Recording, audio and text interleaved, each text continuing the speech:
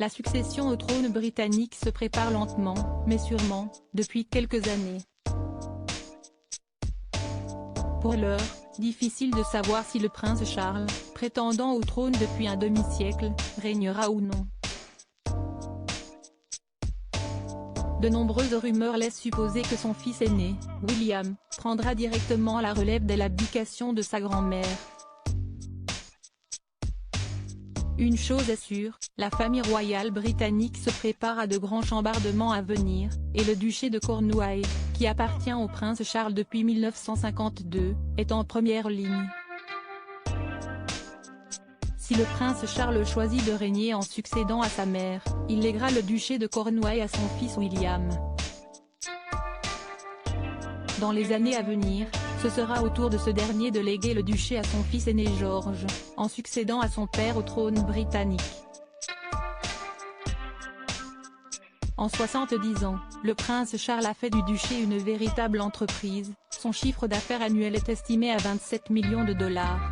Cette somme va directement dans les poches du prince héritier, dans l'optique de lui assurer un joli pécule pour le jour où il viendra à régner.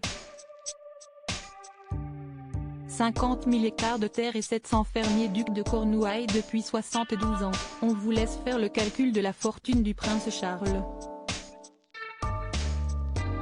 Mais le duché de Cornouailles ne s'arrête pas à ces chiffres déjà vertigineux. Il comprend également une majestueuse propriété londonienne, Clarence House, qui fut construite pour le roi Guillaume IV au milieu du XIXe siècle. Aussi, le duché est propriétaire de plus de 50 000 hectares de terre, répartis dans 23 comtés d'Angleterre et du pays de Galles. Interrogé sur l'éventualité de devenir un jour duc de Cornouailles, l'actuel duc de Cambridge a déclaré qu'il commençait à réfléchir à cette possibilité. « Je réfléchis à la façon dont je vais hériter du duché un jour. Mais rassurez-vous, je ne vais pas faire tanguer le bateau. Je vais faire la même chose que ce qu'a fait mon père », a-t-il rassuré.